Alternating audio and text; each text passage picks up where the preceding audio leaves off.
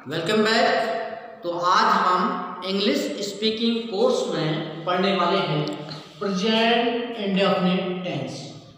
Present indefinite tense यानी कि वर्तमान काल। तो प्रेजेंट इंडेफिनिट टेंस की सबसे पहले क्या होता है, क्या इसकी परिभाषा होती है? जिन वाक्यों या घटनाओं का वर्तमान काल में होना पाया जाता है तो उसको हम प्रेजेंट इंडेफिनिट टेंस कहेंगे। आप लोग कॉपी पेन निकाल कर नोट कीजिए। और दूसरी चीज़ ये है, कैसे पहचानेंगे कि ये प्रेजेंट इंडेफिनिट टेंस के वाक्य हैं? जिन वाक्यों के अंत में मुख्य क्रिया के साथ ता है, ती है, तो है, ते हैं आदि शब्द आएंगे तो वो समझ लीजिएगा कि ये प्रेजेंट इंडेफिनिट टेंस के वाक्य हैं। अब इसको बनाने के लिए इसकी जो हेल्पिंग वर्ब होती हैं, there are only two helping verbs. What are the helping verbs? First is the does, DOES, और सेकंड होती है डू, DO, डू। डज जो है जितने भी हमारे एक वचन करता है उन सबके साथ डू डज का प्रयोग करेंगे। जैसे he, she, this, that, it, Ram, Shyam, Gita, यानी कि जिनके एक के बारे में बात होगी तो उनके साथ हम डज का प्रयोग करेंगे। और डू का प्रयोग किनके साथ करेंगे? जो प्लूरल के बहुवचन करता है, जैसे यू, दे, वी, आई, और उसके बाद जैसे बुक्स, पेन्स, जिसमें ज़्यादा की बात होती है तो उनके साथ हम डू का प्रयोग करेंगे। तो एक चीज़ आप नोट कीजिएगा, लिख लीजिए, साधारण वाक्यों को बनाते समय डू और डज का प्रयोग नहीं किया जाएगा। तो कैसे बनेंगे साधारण वाक्य? यदि हमारा कर्ता एक वचन है तो मेन वर्ब के साथ एस या ईएस लगाएंगे, और यदि बहुवचन का कर्ता होगा तब एस और ईएस का प्रयोग नहीं होगा। तो देखिए, मैंने जो है यहाँ पे कुछ कलेक्शन किया हुआ है, तो हम सीखते हैं कि प्रेजेंट इंडेफिनिट टेंस को कैसे ट्रांसलेट किया जाता है हिंदी से इंग्लिश में। तो हमारा जो पहला सेंटेंस है गाइस वह है, वह रोज स्कूल जाता है। तो इससे पहले मैं आपको फॉर्मूला बता देता हूँ। हर टेंस को बनाने के फॉर्मूला सेम होते हैं। जैसे फॉर एग्जाम्पल इधर आ जाइए, ये मैंने फॉर्मूला यहाँ पे आपके लिए नोट किया है। जैसे साधारण या नेगेटिव वाक्य हो तो इसमें सबसे पहले सब्जेक्ट आएगा, फिर हेल्पिंग वर्ब आएगा। यदि नेगेटिव है तो नॉट आ जाएगा, साधारण है तो नॉट नहीं आएगा, plus main verb plus object plus time. अब दूसरा यस ऑब्जेक्ट नो टाइप वाले का फॉर्मूला क्या होगा? इधर फोकस कीजिए आप लोग बिल्कुल।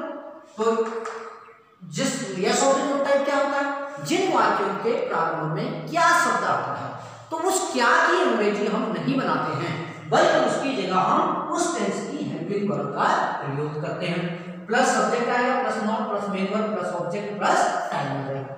फिर उसके बाद इंट्रोगेटिव वर्ड को कैसे बनाएंगे? इंट्रोगेटिव वर्ड का मतलब क्या समझे?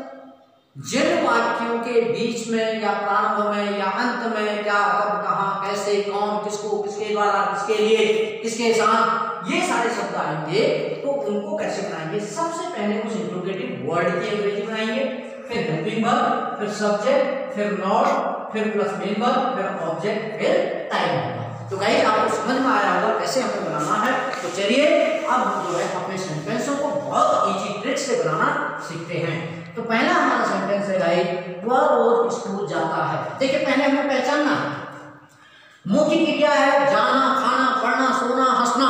जिन भी शब्दों के अंत में ना आता है तो वो मुख्य क्रिया है, ना, नहीं। तो यहाँ पे है जाना, जाता है। अब देखिए पहचान, मुख्य क्रिया के अंत में ता है, ती है, तो है आता है, कौन सा टेंस कहलाता है? Present indefinite tense. हम श्योर हो गए ना कि ये प्रेजेंट इंडेफिनिट टेंस है। अब हम बनाएंगे साधारण वाक्य है, वह रोज स्कूल जाता है। तो साधारण वाक्य का जो फॉर्मूला होता है तो सबसे पहले आता है सब्जेक्ट। तो सब्जेक्ट हो गया यहाँ पे ही, वह के बारे में बात हो रही है तो ही। सब्जेक्ट के बाद आती है हेल्पिंग वर्ब। हेल्पिंग वर्ब इसमें डू डज का प्रयोग नहीं होगा, बल्कि ये हमारा एक वचन करता है तो मेन वर्ब के साथ एस या ईएस जुड़ेगा। तो ही, फिर मेन वर्ब क्या है? जाना। तो जाने को क्या बोलेंगे? गो बोलते हैं। अब गो में ईएस जोड़ दीजिए, गोज हो गया। तो ही गोज, गो के बाद हमेशा टू आता है, तो ही गोज टू। अब कहाँ जा रहा है? ऑब्जेक्ट क्या है? स्कूल है।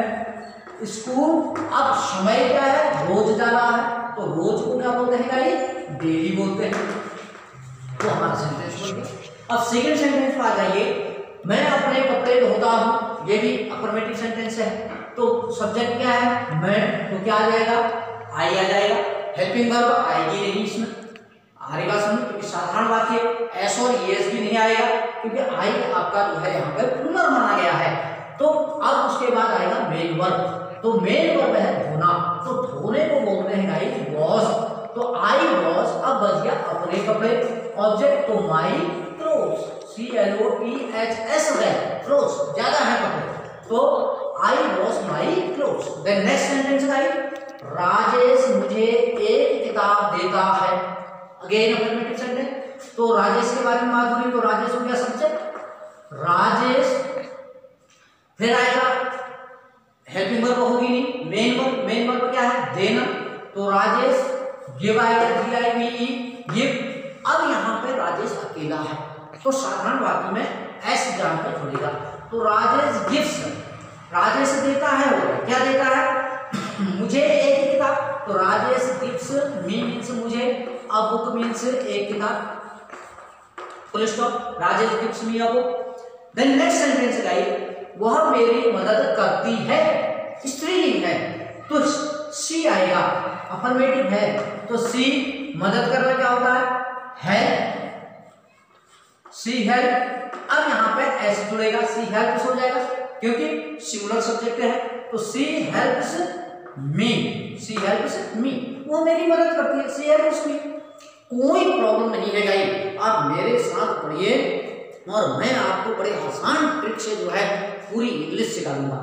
तो वह यहाँ रात में नहीं आता है, नेगेटिव सेंटेंस है, तो नेगेटिव है तो वह के लिए आ गया ही सबसे पहले। फिर उसके बाद हेल्पिंग वर्ब आएगी, डज आएगा कि डू, सिंगुलर है तो डज आ जाएगा, ही डज, फिर नॉट, ही डज नॉट।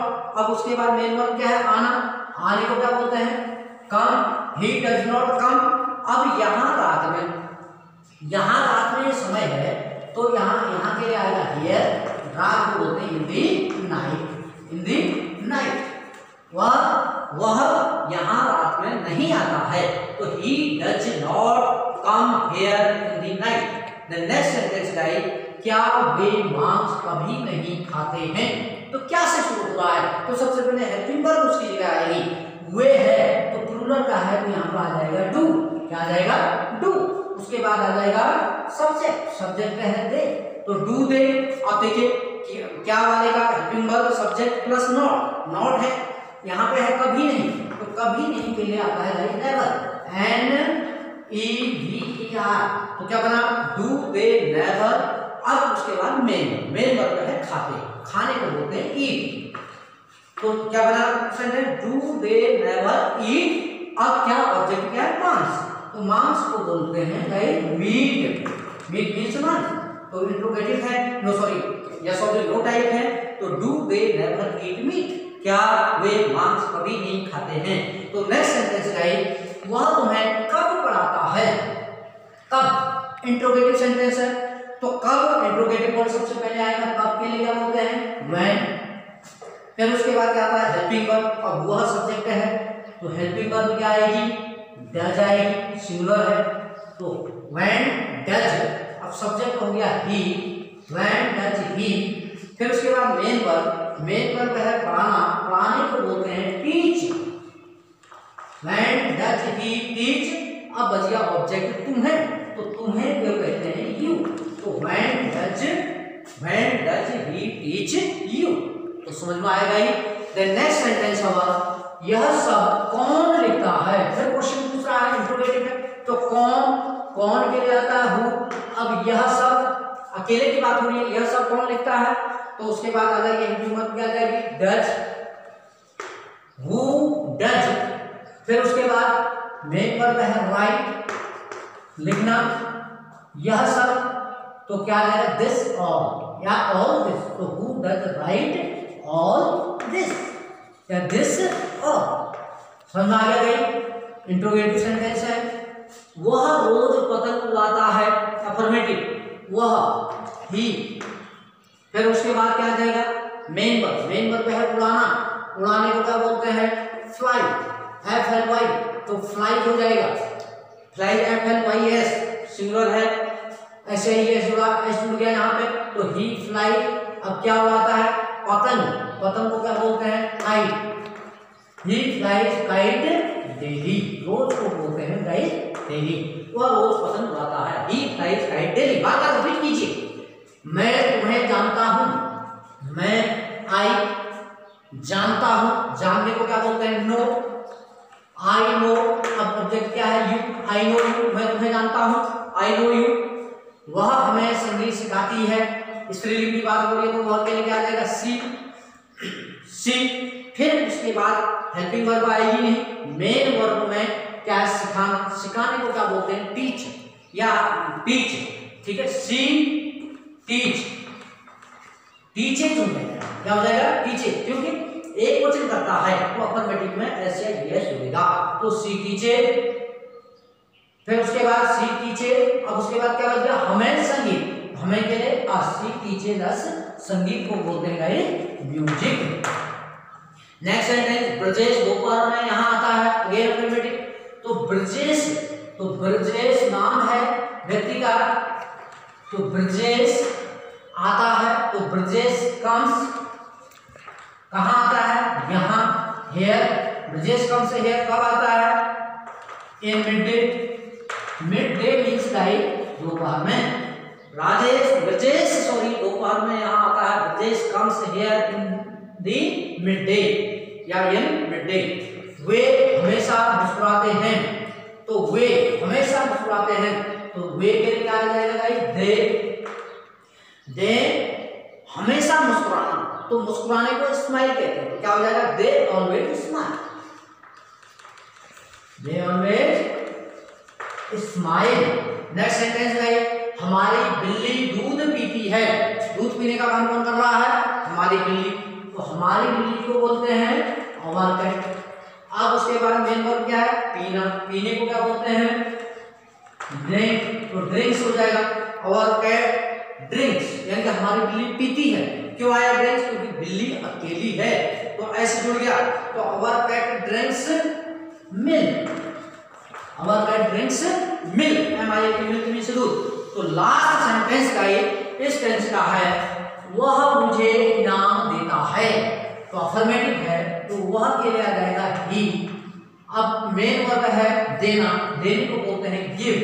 अब यहाँ पे जो है क्या जुड़ेगा एस या ईएस में से एक चीज जुड़ जाएगा, तो गिफ्ट्स हो जाएगा, ईयर GIVES, ही गिफ्ट्स, वह मुझे देता है, ही गिफ्ट्स मी, मुझे क्या देता है इनाम, prize, he gives us prize. समझ में आ गया भाई? तो इसी प्रकार से हिंदी टू इंग्लिश ट्रांसलेशन के लिए बहुत इजी ट्रिक के साथ हमारे साथ बने रहिए। So thank you for watching.